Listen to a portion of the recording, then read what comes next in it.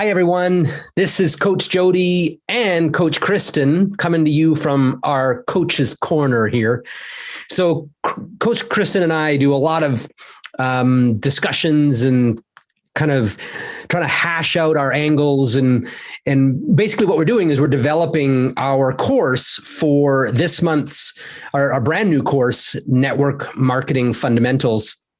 And it builds on what we taught in YFP 202 last week with Senior Master Coordinator Bill Firth. And he really hit some core fundamentals with the roots of Shaklee. And we're going to kind of talk about that. But we just thought it'd be fun to let you guys in a little bit about kind of how we approach our content creation sort of formula. And we want your feedback as well, because I'm sure there's going to be some fundamentals that you think are a fundamental that maybe we miss.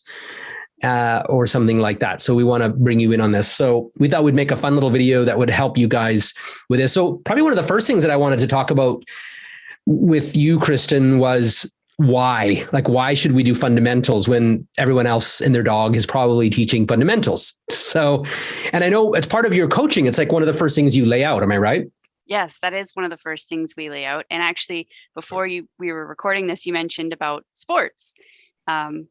And I partook in quite a few of those myself. So when you're in a sport, you're always honing in on those fundamentals because those fundamentals help you make the bigger plays.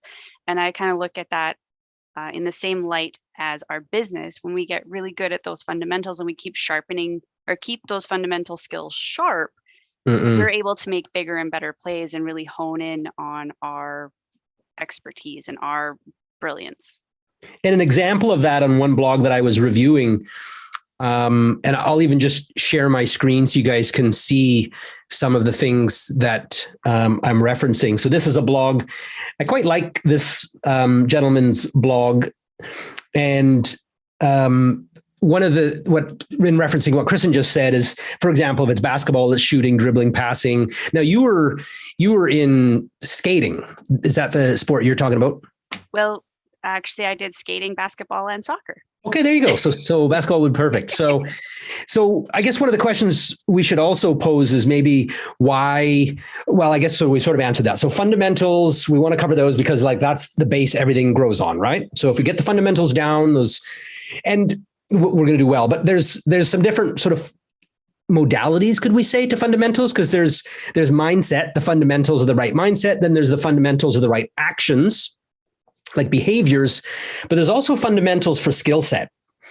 And that was sort of where I've been having a challenge is like, oh my God, which one do I sort of focus in on when we were creating this content? So we just kind of wanted to share how we've come to some of these conclusions. And one of the things that I did just to help you guys sort of know where I'm pulling from. So this tape here is, I don't know if you can see that. That is, you can barely see that. Well, anyways, it's Master the Fundamentals by Ken Schaefer. So this is an old cassette tape back from the early 80s that I went down in the crawl space and dug out of our archives. And it's just as applicable today as it was then. And one of the things that he talked about, Kristen, was he's got 4 areas that Ken talks about. Now, this gentleman, by the way, I don't know if he's even still in Shaklee or what happened to him, but he was, I think he brought like 126 people to one of his uplines meetings. And that's why the upline was like, okay, we're letting this guy talk. And he had some really insightful things to say. And he was in insurance. So he already had some skill sets in place, like goal setting, things like that. And here was his 4 fundamentals. And I'll just share my screen again here. So this is what I took as notes here. And that is, there we are. Okay. So one was faith and belief in yourself. And I would say that belief in yourself is faith and belief. So that would be number 1 in yourself. And then in belief in the company, so Shaklee, and then belief in the products. So, and jump in if you think I've missed anything there. But the next one is goal setting. And then sponsoring, and then knowing the sales plan. And so I sat down with Dad and we talked about this, and he agreed with these 4. But again, there are some other fundamentals that we looked at. And one of them was something that I got from Eric Worre. That's the name I'm thinking about there. So, and what did he talk about? So if I look here, he's talking about the the fundamental skills. So remember I talked about sort of those modalities in that there's behaviors, there's skills, and then there is mindset. So these are sort of what he said: finding prospects, inviting, presenting. And there we go. I thought I almost lost you for a minute there. And then I think one of the, for us, we actually can kind of merge a lot of this into what we teach, which is our ACR. So maybe just share with them that while I drink my warm hydrate. So when you look back at ACR, it's the attract, convert, and then retain. And when you're looking at those fundamentals, or at least how I visualize it, is you want your fundamental skills to help you achieve those three things, right? Where you're attracting people, you're converting them over into buyers or builders, and then you're also retaining them and with your builders, of course, helping them grow and passing on the torch. Yeah. Knowledge. Right? So then they can learn those fundamental skills. But that's really what it comes down to. And when we were looking at, where should we take this, that's where it all distilled back to, was that ACR piece. So what are the skills, the fundamental skills you need to learn to attract? What are the fundamental skills you need to learn to convert? A lot of it's going to be communication in that piece too.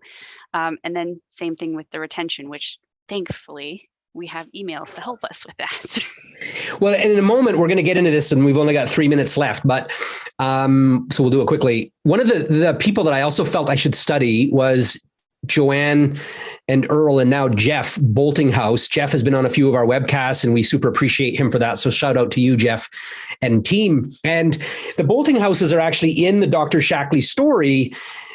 If you don't have this book, I highly recommend it, even though it was written in the 80s. Well, hey, Stranger Things is super popular, and that was all about the 80s. So there we go. Well, I took notes of what they said because I'm thinking, let's again go back in time. What are these masters teaching as fundamentals that we feel still stands today? And then what are some of the digital things that have come in that have they made some of those fundamentals antiquated? That was one of the questions that Kristen, you and I have sort of put back and forth. And then, so for me, one of the things that I will say from what I read from the Bolton House story was excitement. So Joanne, really, that was a big word that I heard her say several times. Another one was determination, consistency, and focus. She made it where she did 2 presentations a week, no matter what. And I thought that was incredible because at the same time she was taking, I think it was her master's or PhD or something like that to further her teaching skills while she's building a business and has a family. And I know how hard that can definitely be. And then consistency was a big word that she used as well, as you got to be consistent. So hence the 2 appointments a week, or the presentations, that is.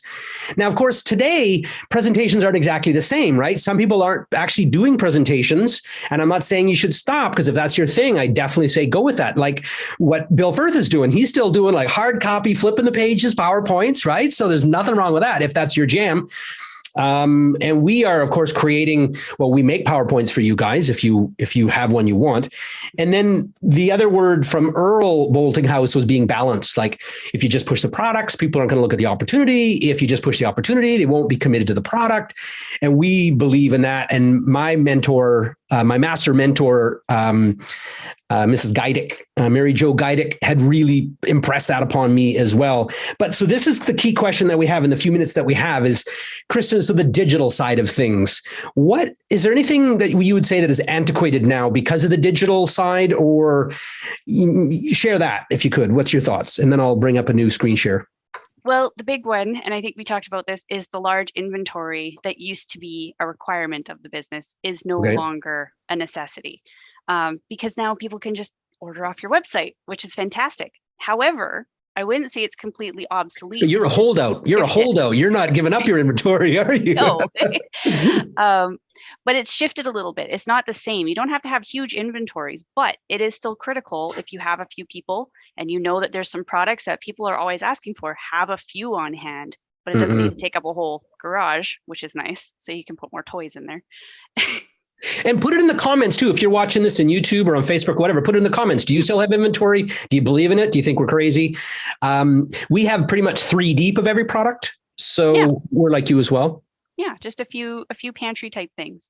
And then the other thing with the digital side is the communication aspect, because so much of it has changed. There's so many different ways to communicate that it's really important that we remember that there's a person on the other end of it. So, and this kind of goes back to an older school fundamental, which is the relationship building, but how do you bring that forward into these newer tools when it comes to the digital space? And the critical one is making sure that you remember you're talking to people. And this is something we're going to talk about this Thursday. So for those of you that are already learners in Networkers University, or you're thinking of enrolling, we're going to dig into this a little deeper, and we're really out of time now, so we won't get into it any more than this. But these are some of the new, I don't know if we could call it a fundamental, but I mean, it's like, if you want a website, that was really what you said, right? Yeah, if you want a website, you need to have these things. It makes you look way more professional. You're staying in compliance with all the internet police, which is nice. And it also has that level of professionalism to it. Well, credibility. And that's one thing that Earl Boltinghouse talked about, was that you can't sell to someone who you don't have any credibility with. Mm-hmm. And he talked about actually their business grew because they had a chain of credibility. Now, it didn't hurt that he was a dentist and so a doctor, so that's good. But you don't have to be a dentist and a doctor to win, because you can leverage the expertise of others, right? That you're associated with them. So guilt by association is okay. It's a positive in the sense. Exactly. But you said to me, Kristen, and this was the big one when we talked about, well, which digital could we say that like you cannot live without in this day and age? And email marketing was the one you said, right? Yeah. Maybe you could just speak to that quickly. And I will say this, you can't do email marketing nowadays without a business email account. Mm-hmm. Because you can't send via Gmail or, some free Windows free account or Yahoo or whatever. So you have to have a domain name, which you also have to have an SSL. For other reasons we won't get into. And then, of course, you can't have an email account without a domain name. So those are kind of your key pieces, if we could say that, but maybe just explain real quickly before we wrap it up. Sure. Why email marketing do you feel is a fundamental?